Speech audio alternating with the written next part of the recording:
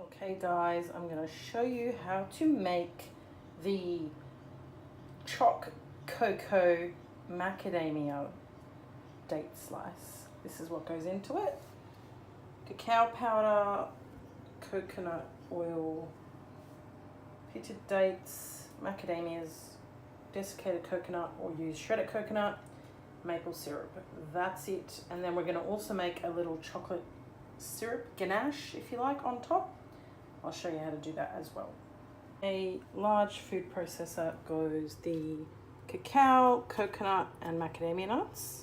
I just measured it with my eyes, so half a cup cacao powder, 2 cups coconut, and then I had just under a cup of macadamia nuts. It's just what I had at home. You can add any other nuts to it, cashews, pistachios, whatever's going. Blitz it up so it looks like that, and then we're going to add in the wet ingredients.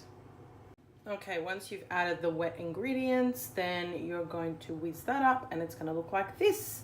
Then we're going to pour it out onto a tray that's lined with baking paper and mold it out. Once you have molded it out onto your tray, put the processor back on. Do not wash it. We hate doing extra dishes. Don't need to. We're just going to make a quick chocolate sauce in there, and then we're going to pour that sauce on top and then put that in the fridge. Now my tray is a little bit bigger than the average tray at home, so mine is a little bit wider and thinner.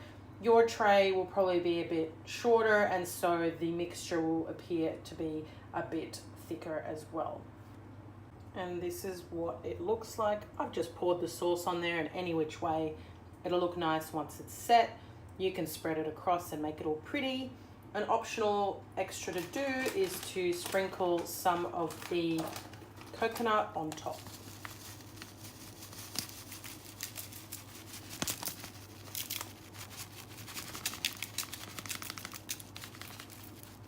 And that's it.